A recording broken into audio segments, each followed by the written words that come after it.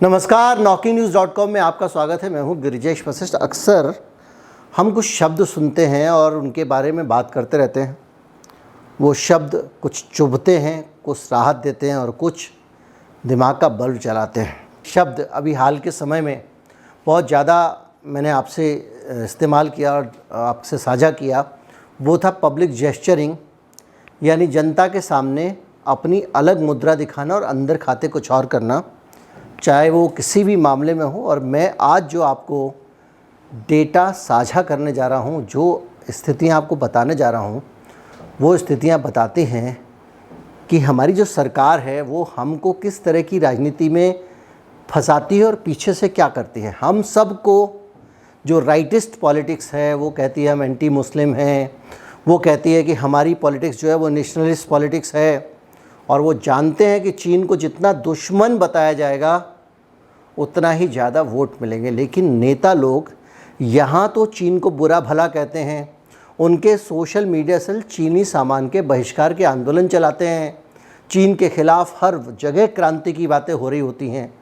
लेकिन धरातल पे क्या है, धरातल पे कौन चीनी एजेंट है? अगर एजेंट जो जैसे आमतौर पे लोग कुछ एक ख़ास विचारधारा के लोगों को कह देते हैं, मुझे भी बहुत सारे लोग कह जाते हैं, और सरकार में जो बैठे हुए लोग हैं वो चीन के साथ कैसा व्यवहार कर रहे हैं, कैसा बर्ताव कर रहे हैं, कैसा रवैया है उनका, ये आज मैं एक्सपोज़ करूँगा, मैं आपके सामने रखूँगा। मैं आपको बताऊँगा कि चीन से मोहब्बत कितनी ज़्यादा है। कहीं मत जाइए। अगर आप फेसबुक पे हैं तो हमारे पेज को लाइक कर लें, फॉलो कर लें, और यूट्यूब पे चैनल को सब्सक्राइब कर लें। मैं अभी हाजिर हुआ।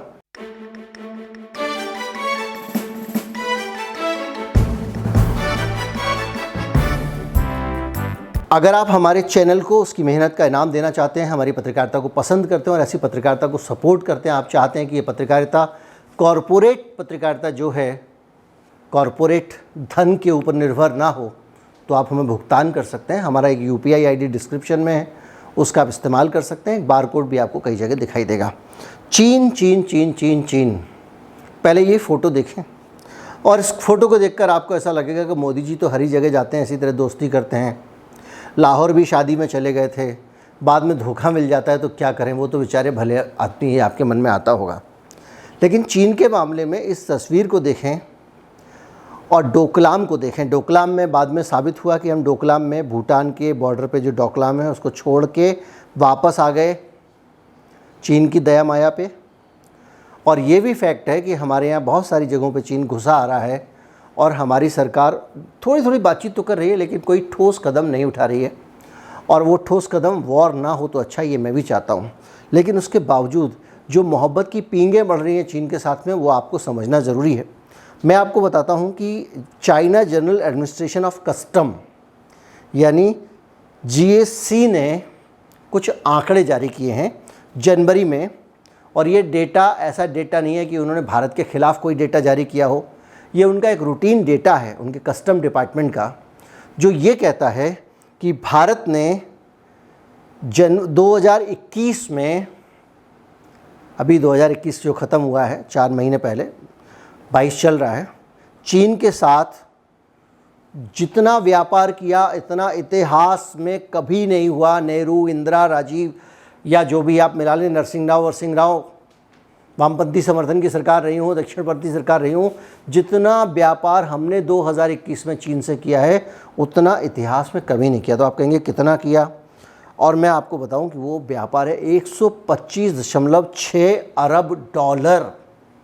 जब डॉलर कहते हैं 70 से और गुणा कर लीजिए।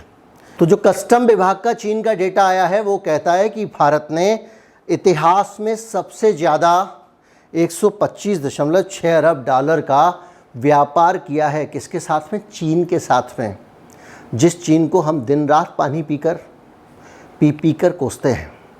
और ये धीरे धीरे नहीं बढ़ा है, एक ही साल में एक बूम हुआ है। कैसे हुआ है? क्योंकि अब तक कभी भी 100 अरब डॉलर से ज़्यादा हमारा व्यापार नहीं गया था, जो अब 125.6 अरब डॉलर चला गया, यानी कम से कम 25.6 अरब डॉलर तो बढ़ा ही बढ़ा है। और उसके अगेंस्ट जो हमारा निर्यात है वो 28.1 डॉलर का ही है, यानी सारा का सारा मंगा रहे हैं, बेच कम रहे हैं। व्यापार संतुलन का स्तर देख लीजिए। अब आप अगर सोचें और विचार करें, दिमाग लगाएं, तो आपको ये समझ में आएगा कि व्यापार कम या ज़्यादा होने से क्या होता है। हम बॉर्डर पे तो लड़ रहे हैं, लेकिन नहीं, दुनिया में सारी लड़ाई व्यापार की है। अमेरिका रूस को रोक नहीं सकता था यूक्रेन पे हमला करने से, तो उसने उसमें व्यापारिक प्रतिबंध लगाए हैं। सारा का सारा झगड़ा व्यापार का है। और जब आप पाकिस्तान के साथ भारत के संबंध अच्छे नहीं होते हैं, हम कैसे हैं मोस्ट फेवर्ड नेशन का हम दर्जा वापस ले लेंगे, MFN का कहते हैं, हालांकि कुछ किया नहीं, तो वो चीज़ भी हम यही कहते हैं कि उसके साथ व्यापार को कम करेंगे। तो भाई एक बात बताइए, चीन के साथ में या तो आपकी दोस्ती है या इलू इलू है। अगर आपकी चीन के साथ में बहुत मोहब्बत है, आपका 1.5 इश्किया है, तो फिर जनता क्यों लड़ा रहे हैं। और भारत का जो चीन के साथ आयात था वो सीधे 46.2% बढ़ा है। मैं अभी तो 25 का अनुमान लगा रहा था, सीधे 46% मार दिया भाई साहब। सीधे 46% ज़्यादा माल चीन से खरीद लिया भारत ने। उस सरकार ने, जो राष्ट्रवादी सरकार है, जो चीनियों को दुश्मन मानती है, जो चीन के और दूसरी विचारधारा के लोगों को, वामपंथी को गाली घोषित कर रखा है जिसने, वो सरकार, और निर्यात उसका 34% बढ़ा है। चीन में भारत इलेक्ट्रिकल्स और मैकेनिकल मशीनरी के अलावा कई तरह के केमिकल भी तलाशता है और उनसे ख़रीदता है लगातार। अब भारत एक ज़माने में मैकेनिकल और मशीनरी के बारे में काफ़ी आगे था। जर्मन से हम टेक्नोलॉजी ले सकते थे, लेकिन खुले बाज़ार के कारण, अमेरिकन पूंजीवाद के कारण भारत ने सब कुछ आयात करना शुरू कर दिया और अपनी सारी आत्मनिर्भरता जो थी उसको खो दिया। पहले 80% उत्पाद भारत में बनते थे, आज 20% भी नहीं बनते हैं।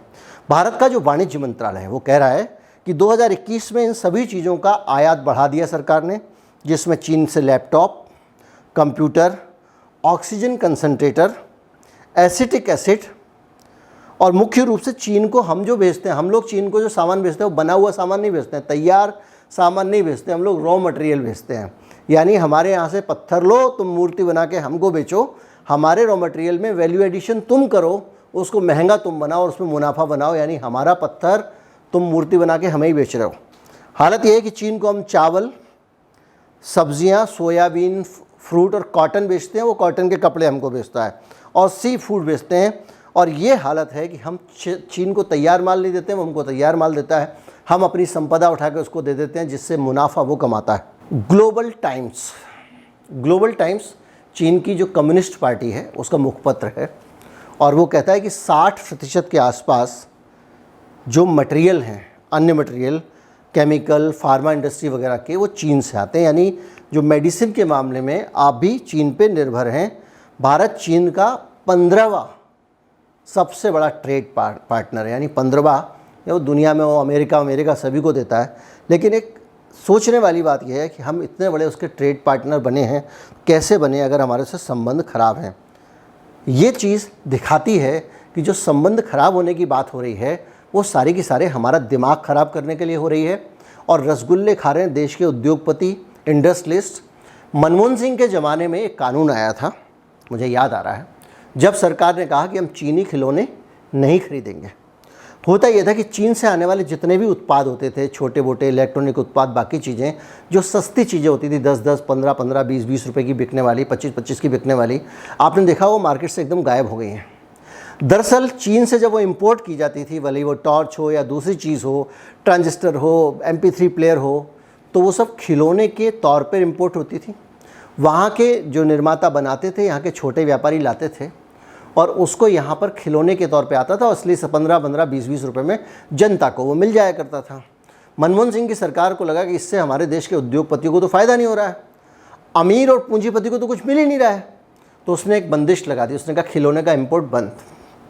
उस चक्कर में हुआ क्या कि अब वही खिलौने, वही टॉर्च है, वही ट्रांजिस्टर है, वही MP3 प्लेयर है, वही मोबाइल फ़ोन है, अब खिलौने के नाम पे नहीं आता है वहाँ से, अब वो आता है एक कंपनी, भारत की कंपनी, कोई कंपनी, बड़ी कंपनी, बड़ा ब्रांड, छोटा ब्रांड, उसको चीन से बनवाता है, अपना ठप्पा लगाता है और हमको बेचता है। तो जो पहले 300, 400, 500 रुपये में चाइनीज़ पंखे मिल जाते थे, अब वही चाइनीज़ पंखे आपको 1200 मिल रहे हैं। 800 का माल बीच का इंडस्ट्रियलिस्ट खा रहा है। और जब इंडस्ट्रियलिस्ट का मज़ा हो, मौज हो, तो व्यापार कैसे रोक सकते हैं। और यही वजह है कि चीन के साथ में व्यापार लगातार बढ़ता जा रहा है। चीन की सरकार को असर डालने के लिए हम बात तो करते हैं कि दिवाली के पटाखे का बहिष्कार कर दो, कर देंगे, क्या फ़र्क पड़ेगा। कितना प्रतिशत है उस आयात का? 1% भी नहीं है। आप कहते हो कि चीन की एप्लीकेशन रोक लगा दी हमने। आप देखिए, जनता को दिखाने के लिए उससे क्या फ़र्क पड़ रहा है। आपके पास मैंने पूरा वीडियो बनाया था कि उससे कई गुना ज़्यादा खतरनाक तरीके से देश के लोगों का डाटा लेकर विदेश में रखने वाली कंपनियां हैं। आप कभी, मैंने बनाया था, कभी फेसबुक खोल के देखिएगा, कभी दूसरा ये खोल के देखिएगा, आपकी कॉल डिटेल तक उनके पास है। क्यों है?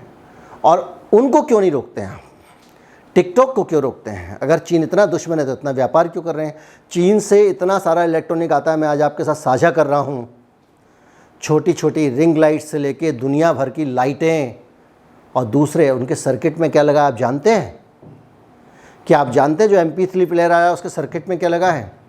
आप प्राइवेसी की बात करते हैं, आपको नहीं लगता कि कितने ट्रांसमीटर उन्होंने इंस्टॉल कर दिए होंगे, आपको पता भी नहीं चला होगा। हर चीज़ तो चीन से आ रही है। कौन है आपके यहाँ जो कंपनी बेच रही है वो नहीं बता सकती कि उसके सर्किट में कौन से कंपोनेंट लगे हुए हैं। वो सिर्फ अपना नाम और मेल कर देती है, उसका वो ठप्पा लगा देते हैं वहीं पे ही। तो ये स्थिति है। स्टिकर लगा के सैमसंग का टीवी हो जाता है। तो ये सारी स्थिति है। उसमें आप बात कर रहे हैं कि जो है वो हमारा दुश्मन है, दोस्त है। आप उसके बाद में आप टिकटॉक पे रोक लगा देते हैं ताकि जनता को दिखे मेरा टिकटॉक बंद हुआ। टिकटॉक बंद हुआ तो टिकटॉक नंबर 1 था दुनिया में, नंबर 1। तो जो नंबर 2 था भारत में, उसको थोड़ा फ़ायदा हो जाएगा तो उसको बंद कर दो। वो भी खुश, जनता भी खुश। देखा, चीन की एप्लीकेशन बंद कर दी, क्या हुआ? क्या फ़र्क पड़ा? और इसी तरह की चीज़ें लगातार हम करते जा रहे हैं और इन स्थितियों के बीच में लगातार हम फंसते भी जा रहे हैं, क्योंकि हमारे देश में दवा अब नहीं बन रही है, चीन से दवा आ रही है।